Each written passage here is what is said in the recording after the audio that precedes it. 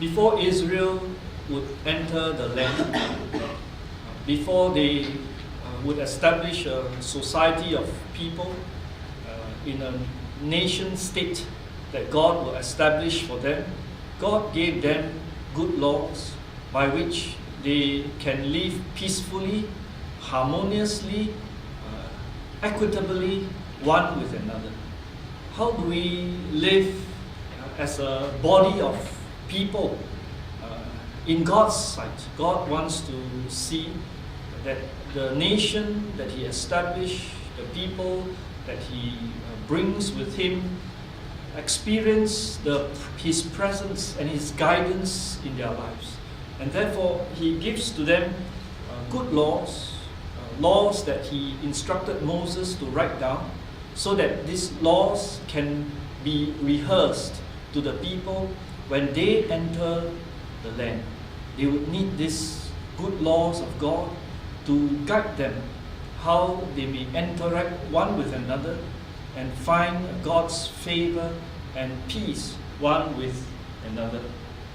So we continue our study, and we have said that we are using, or we are classifying this text according to the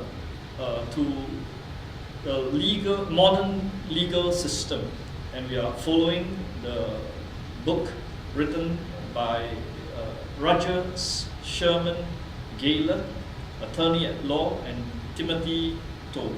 And in this book is given to us 4 general categories: public law, the first category; private law, the second category; religious law, the third category; and humane laws, the fourth category. The first category, under public law, you see civil government, military laws, court and legal procedures. And in the second section, under private law, you would see civil law and criminal law. The third section, religious law, gives to us national duties and prohibitions, individual conduct. And the fourth, humane laws, speaks about duties towards persons and kindness towards animals. This section that we are studying in Exodus 22 to 36 delineates the laws for crime against men, animals, and property. Crime against men, against animals, and against property. And this, you see, very common sight in everyday living. How are we to view these crimes? The Lord gives to us His mind concerning these things, and it is an interesting study. And you can observe from our notes, it is interesting that God looks into the details of everyday life of His people and seeks to dispense equitable justice for the maintenance of justice, peace, and harmony within the nation of Israel. These laws reveal the mind of God, the preciousness of God's law in bringing law and order in human society. These will be the laws that Jesus will judge in the millennium when He rules and the saints ruling with Him. That's interesting. These are the laws that our Lord Jesus Christ, before His incarnation, gave. And these are the laws that would govern the nation of Israel when Israel would follow the good laws of God. This nation of Israel will prosper. So, what are these laws under consideration in our text today? Well, firstly, we said crime against men. Crime against men. And this first section in Exodus chapter 22 to 25 has two different, is classified under two different categories, under assault and under maiming of person. Under assault and under maiming of person. Exodus 21:22. Exodus 21:22 is classified under section C of public law called courts and legal procedure. And item 1 called courts in the subdivision called damages. Damages that is done towards person. What do you do? When you hurt someone, what do you do? Here, verse 22 gives us the scenario. If men strive and hurt a woman with child, two men fighting, and one of the man's wife who happened to be expecting, pregnant, and she is hurt, so that her fruit depart from her, and yet no mischief follow. The law states here, he shall be surely punished, according as the woman's husband will lay upon him, and he shall pay as the judges determine. So Exodus 21:22 shows to us that there is indeed a law in which there would be adequate compensation to be made. So Dr.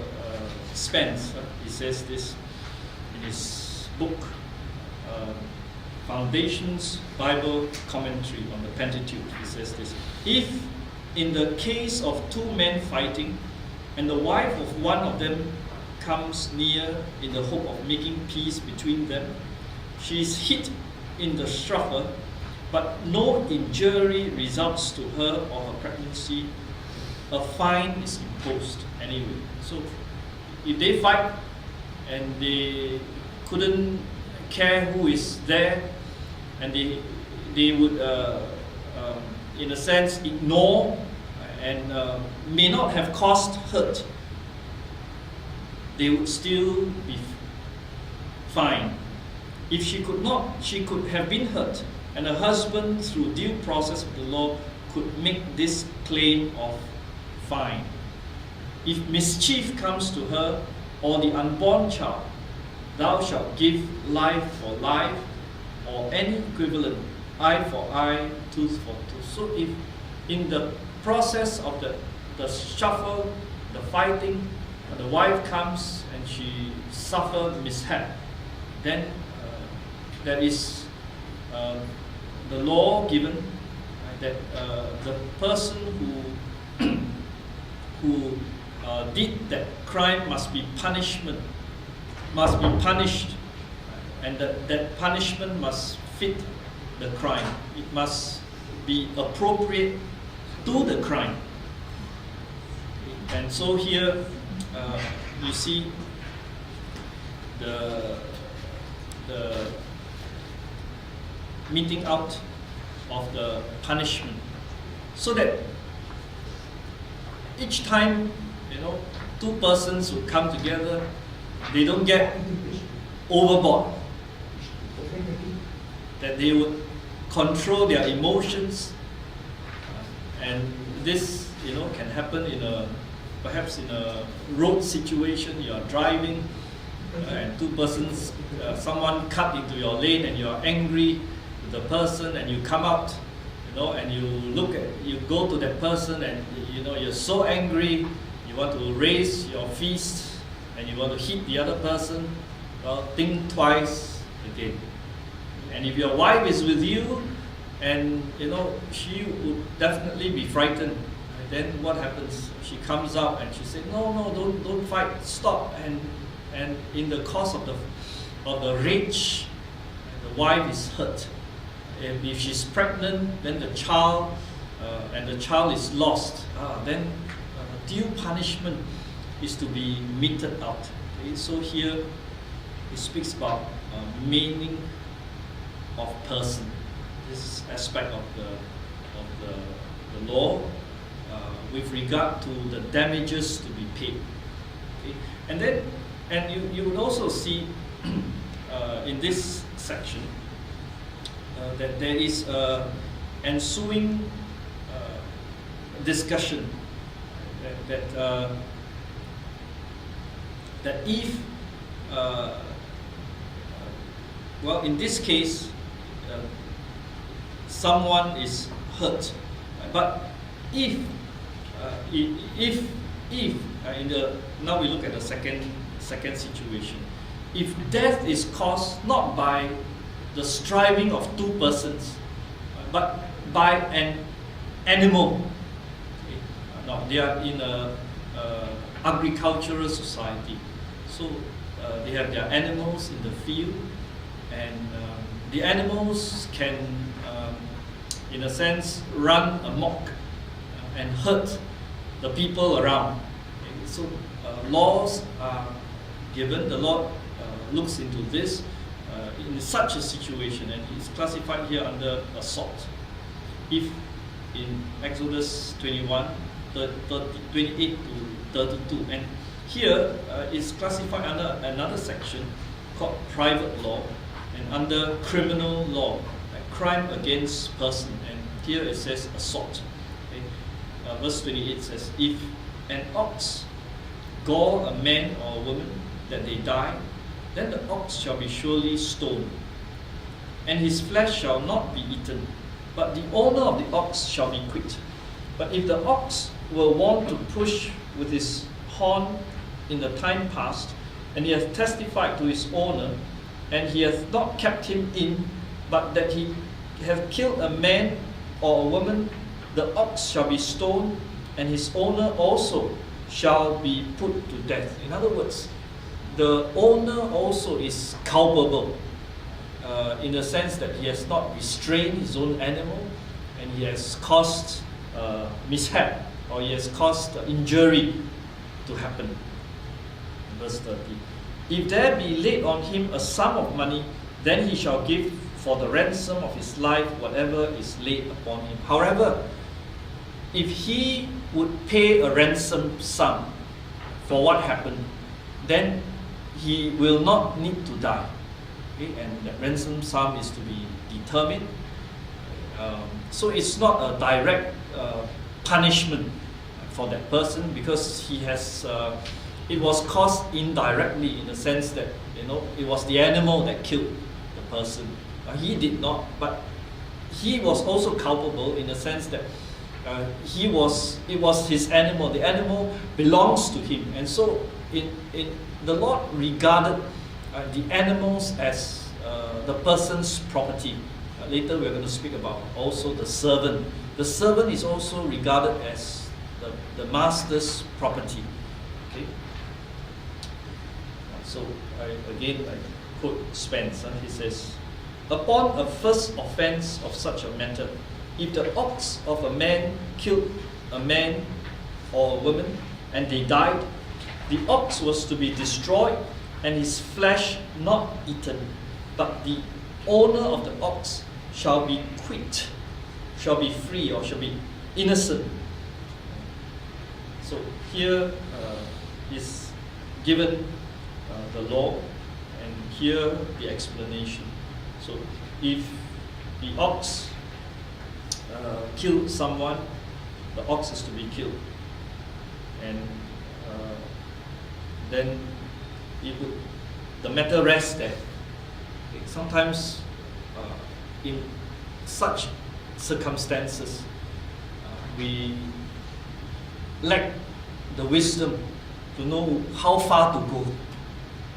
What kind of compensation is equitable?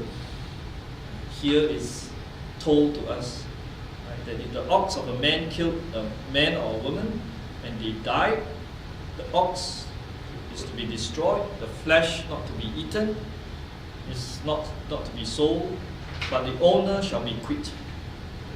Then there is a second offense, I would say a different scenario here in verses 28 to 29. A second offense of the same kind would include the death of the owner.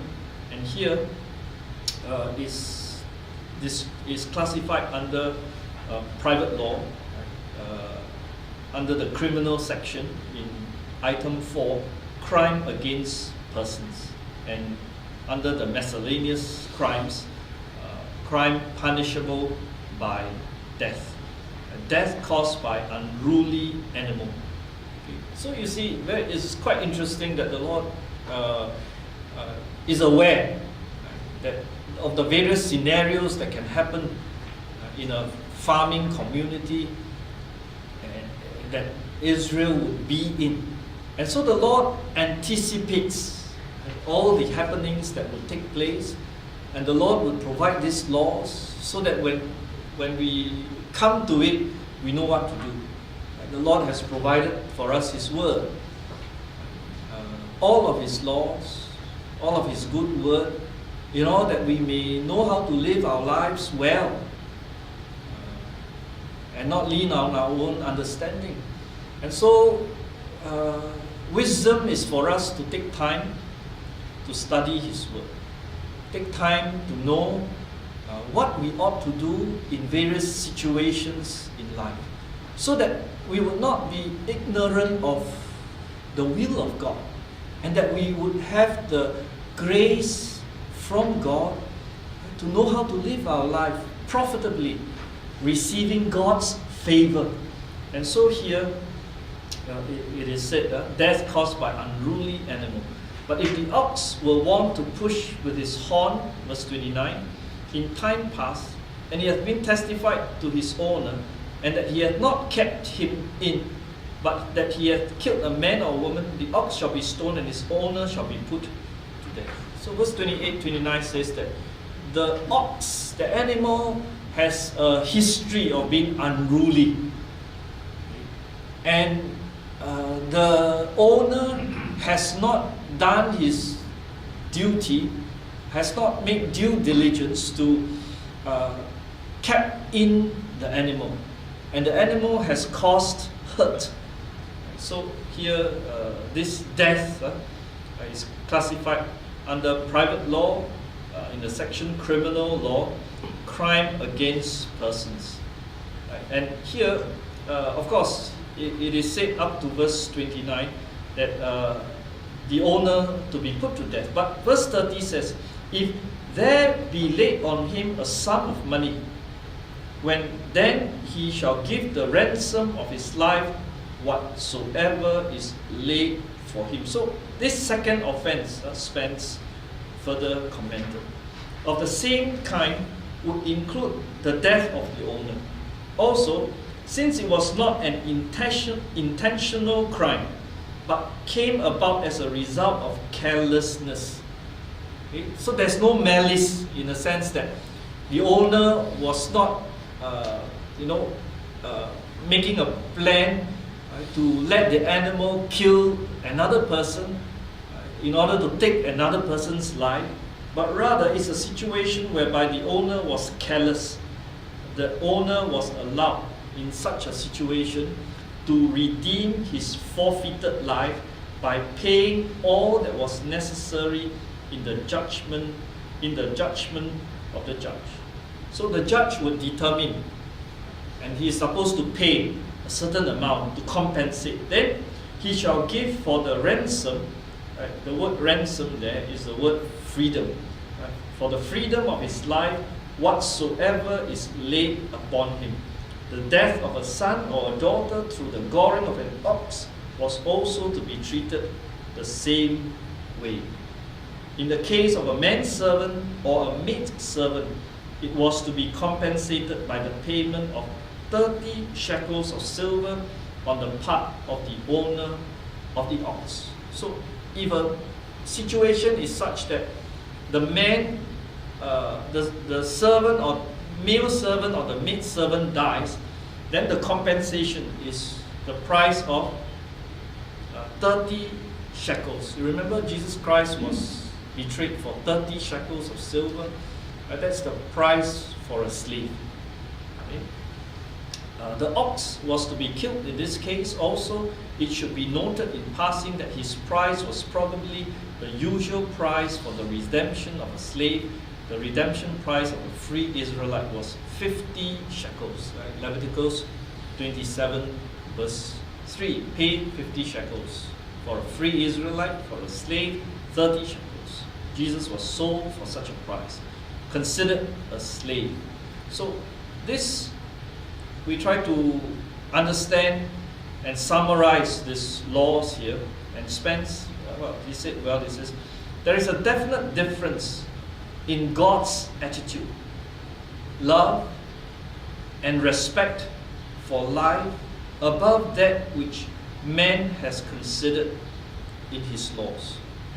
Okay? So God helps us to understand and see how we can understand and meet out these situations well. And so, as you study the laws of God, you'll be able to understand the mind of God. It will help you in your daily life. Here is given to us the mind of God concerning capital punishment. There is a need to determine the intent so as to meet out a corresponding equitable judgment. And from verse 35 to 36, we have already mentioned concerning if a man's ox will hurt another, and if he dies, right, he's supposed to sell the ox and divide the money, and and if the ox has previously been unruly, and it was the carelessness of the owner who has not kept him in, then he shall pay ox for ox, and the dead ox shall be his own. So he has to pay the price of an ox in compensation. Okay. Then the third section, crimes not punishable by death. Okay. Crimes not punishable by death. Exodus 21, 22 to 25, or and Exodus 21, 26 to 27. 26 to 27. And here is classified under the section destroying the eye of a servant. If a man smite the eye of his servant, or the eye of his maid, and that it perish, he shall let him go free for his eye's sake. And if he smite out his manservant's tooth, or his man's maid servant's tooth, he shall let him go free for his tooth's sake. So here, for this section under crimes not punishable by death, we are speaking about violence. Okay? The owner was angry with the servant, and the servant was hurt as a result of the owner's anger. He physically assaulted the servant, whether he slapped the servant so hard that the teeth came out,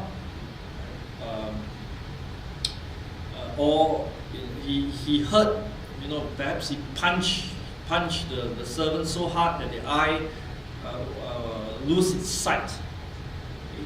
So these are very possible scenarios, right? We know this commonly happen, right? When a man cannot control his anger and is prone to violence, then some of these things can happen, and the servant would be hurt.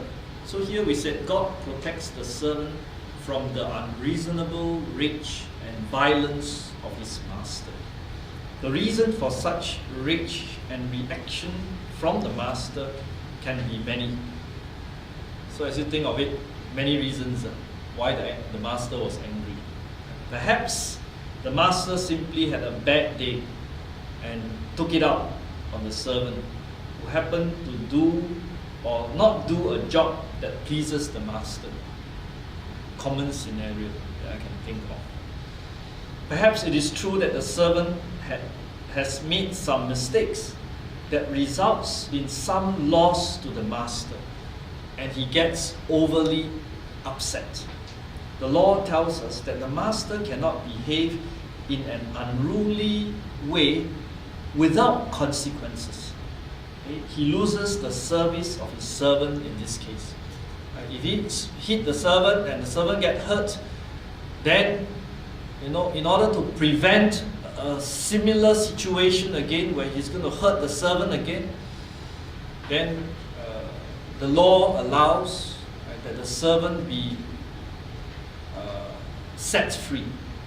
He's no longer under the obligation of the master, no longer under the jurisdiction of the master. He loses the service of his servant. In this case, the law of God delineates that the servant be set free. Okay, so we have said here assault and maiming person, death caused by unruly animal, crimes not punishable by death, and finally, crime against property. Crime against property. In the case of crime against property, damages made against persons' property with regard to their animals. But here it also includes servants. Exodus 21, 32 to 36. Here is classified under private law, in a section under criminal law, and in item 5, crime against property. Killing a beast. Verse 32. If the ox shall push a manservant or a maidservant, he shall give unto their master 30 pieces of silver, and the ox shall be stoned. Loss of beast in a pit. If a man shall open a pit, or if a man shall dig a pit and not cover it, and an ass or ox fall therein, the owner of the pit shall make it good, and give money unto the owner of them, and the dead beast shall be his. This is the second scenario. The third, ox killing an ox. So what we are saying here is all the common scenarios that would happen in a civil society. If one man's ox hurt another, that he died, then he shall sell the live ox and divide the money of it, and the dead ox also they shall divide. Or if it be known that the ox hath used to push in time past, and his owner hath not kept him in, he shall surely pay ox for ox, and the dead shall be his own. Again, I quote Spencer. He says, we have already mentioned that servants were considered as personal property of the master. Of course, next to that came persons, animals. Thirdly, the land of a person was most needful for his livelihood. So not only so these are the three things that are considered property. If a man neglected to cover a pit or cistern, and an ox or an ass fell into it and was killed, the owner of the property had to pay the full price of the animal, but the dead carcass would be his to keep. The next scenario. If a man's ox kills another man's ox, and they were to mutually divide the money gained from selling the ox, while they would divide the dead ox also. However, if it was known that the ox was in the habit of goring other animals, and his owner had not kept him shut up, he would pay the full price for the ox, the dead ox, and it would then be his own property. So here is given to us various situations, crime, law against crime in society. What kind of punishment ought to be meted out, and what kind of scenarios that would happen. And if you were to think of the principles that is being taught here, you'll be able to see that we are able to glean what is the mind of God concerning what is equitable. And you can compare it with our own laws today, what God would do and what man in human society does. And it gives to us some guidelines, guidance as to what God would want us to do. And that's divine wisdom. May the Lord help us to learn these truths and apply it for our lives. Let us pray. Father, we thank Thee for Thy mercy in giving to us Thy good laws. And Thou art gracious to help us to meditate upon them and understand the meaning of it and how it is to be applied. This I pray with thanksgiving in Jesus' name. Amen.